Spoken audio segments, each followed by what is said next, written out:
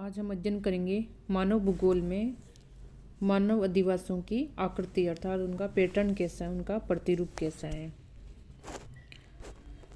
Pattern पढ़ेंगे हम ग्रामीण अधिवासियों के। अधिवास के पैटर्न को एक मकान से या एक घर से दूसरे घर के बीच के उनका जो संबंध है उसके द्वारा हम परिभाषित करते हैं।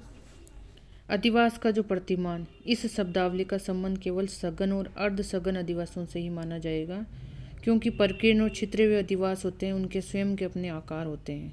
ग्रामीण अधिवासियों के भिन्न भिन्न आकार और आकृतियाँ पाई जाती है। गांव के आकार और आकृति को स्थान, निकटवर्ती स्थलाकृति और जो भूभाग होते हैं वहाँ के वो प्रभावित करते हैं।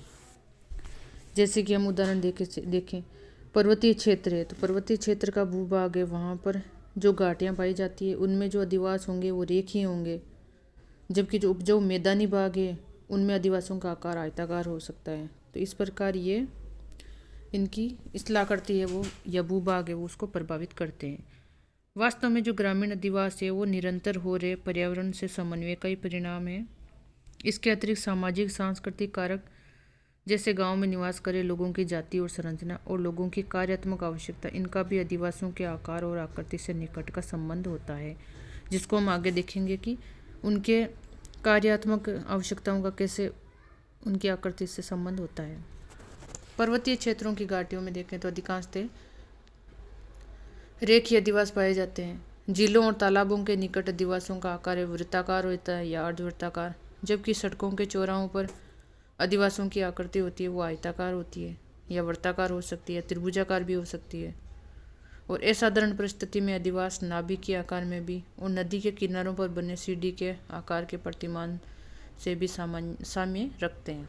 ग्रामीण अधिवासियों को निम्न मुख्य प्रतिमानों में हम वर्गीकृत कर सकते हैं, जैसे आयताकार, रेखीय, वृत्ताकार या अर्धवृत्ताकार, तारा समान, त्रिकोणीय और नाभिकीय। सबसे पहले हम देखते हैं आयताकार प्रतिमान।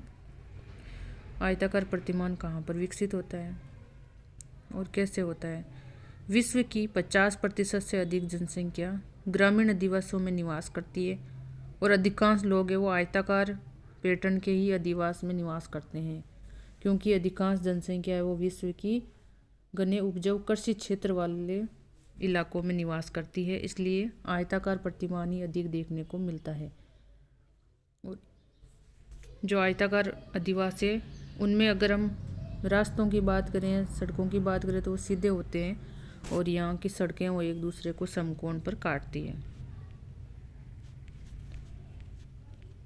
सतलज गंगा के ग्रामीण अधिवास विशेष करके जो कि सड़कों के चौराहे पर विकसित हुए हैं वो आयताकार श्रेणी में आते हैं।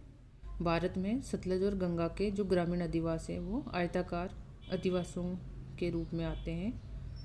जर्मनी, मलेशिया, इजराइल, रूस, मध्य एशिया के गणतंत्र, चीन, उत्तरी और दक्षिणी कोरिया, वियतनाम और फ्रांस के जो सुनियोजित अधिवास है वो भी आयताकार जो प्रतिमान है उसकी श्रेणी में आते हैं, जैसा कि चित्र में दिखाया गया है।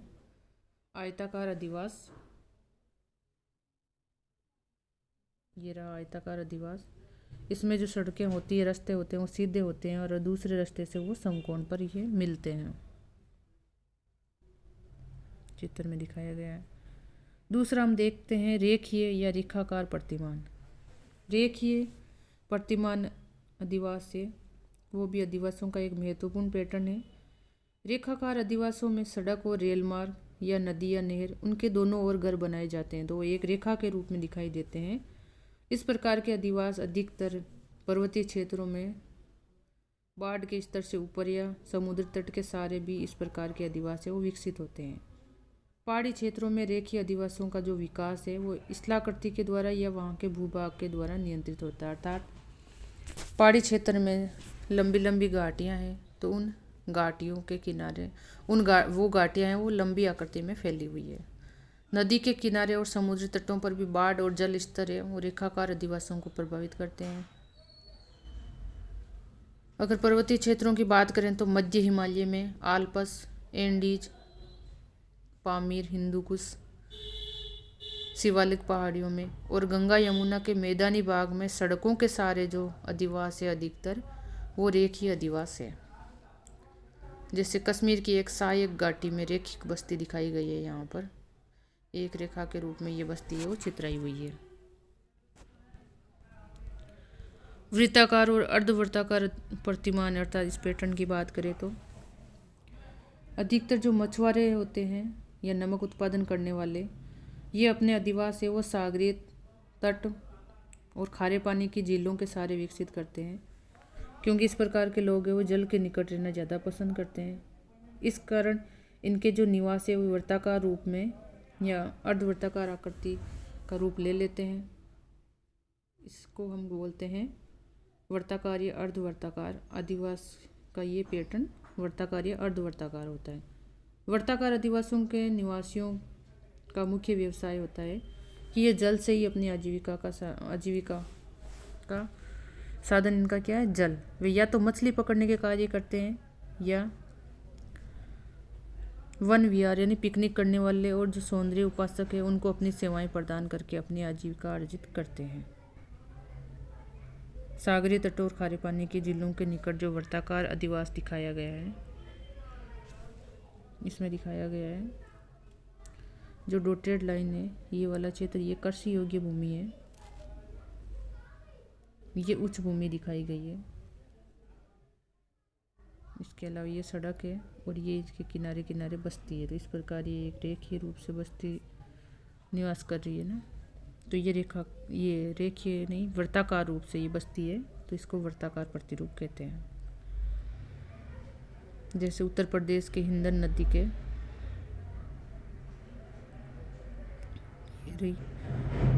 अर्धवृत्ताकार बस्ती नदी है, नदी के सारे जो बस्ती विकसित हुई है वो अर्धवृत्ताकार रूप धारण किया है इसने। इस प्रकार ये अर्धवृत्ताकार प्रतिरूप दिखाया गया है। चौथा है तारा समान प्रतिरूप, स्टार की तरह। जो तारा समान प्रतिरूप वाले अधिवास होते हैं वो अधिकतर जहाँ पर कच्ची और पक्की सड़कें आकर मिलती है और एक बहुत सारी सड़कें आकर के मिलती है, वो एक तारे की आकृति का निर्माण करती है। और इन सड़कों के किनारे जो अधिवास निर्मित होते हैं या घर निर्मित हो जाते हैं उसको हम तारा समान पैटर्न कहते हैं। इनका विकास है वो अधिकांशतः नए विकास के कारण होता है। इस प्रकार के अधिवास होते हैं जो मुख्य सड़कें होते हैं उनके सारे फैले हुए होते हैं। जैसे उत्तरी पश्चिमी यूरोप के देहातों में यांगटी सिकियांग के मैदान, पाकिस्तान के पंजाब प्रांत और सतलुज यमुना के मैदान में इस प्रकार के अधिवास की प्रमुखता है।